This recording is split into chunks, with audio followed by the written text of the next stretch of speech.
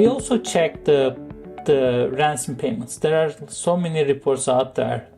There are very good companies. They monitor the crypto wallets of these ransomware groups, and they check the average ransom demand and so on and so forth. The average ransom demand in 2024 is $40 million. The medium ransom payment is $2 million, and so on and so forth. But recently, there were negotiation chats disclosed.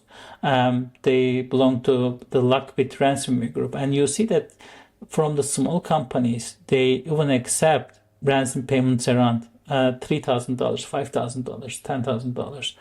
For the large companies, they ask large numbers, like $80,000, $100,000. But last year,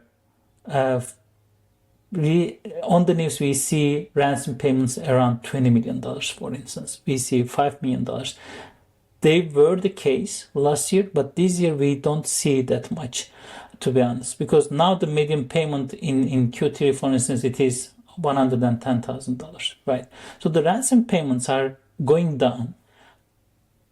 But when we look into the impact of ransomware, we shouldn't just think about the ransom payments. I think the ransom payment itself is one of the least worries that we should have, like $5,000 ransom payment. Should we just assess the impact of ransomware by looking at those numbers? No, definitely no. The real impact is in the disruption of the supply chain.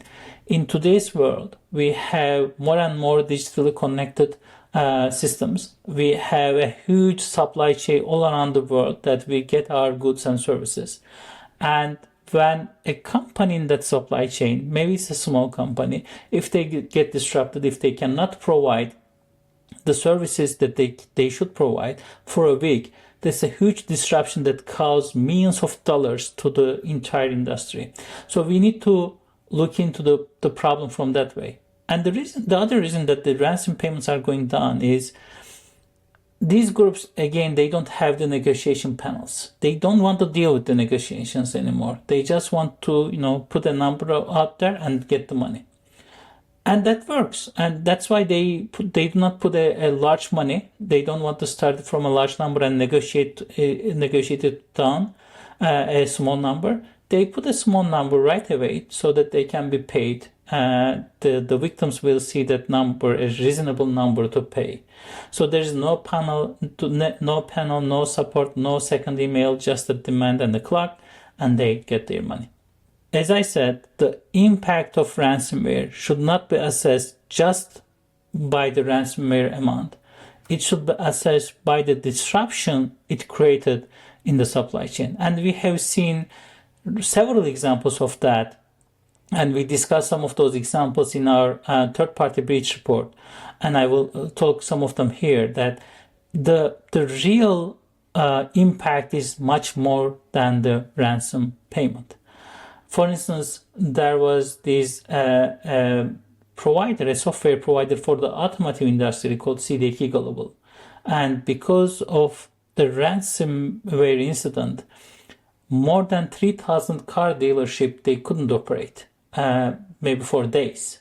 So that's a huge impact on the automotive industry. 3,000 dealerships, they couldn't sell or process their operations. They couldn't even process their services to their clients for a week. Change Healthcare, we know what happened over there. Over 100 million individuals, their data was exposed. The hospitals, the labs, they couldn't operate for weeks. So are we going to assess the impact of ransomware just by looking at the alleged payment to the ransomware group? I think it was $22 million. No, the real impact is hundreds of millions of dollars when we think about all the impact in the healthcare industry. Clear is other thing, right? We know that several retail companies like Starbucks and then coffee shops like Starbucks and the logistic companies, they were paralyzed because of these mass exploitation of clear vulnerabilities by the club ransomware groups for almost a week. So the impact is huge, huge when we look into ransomware incidents from a third-party perspective.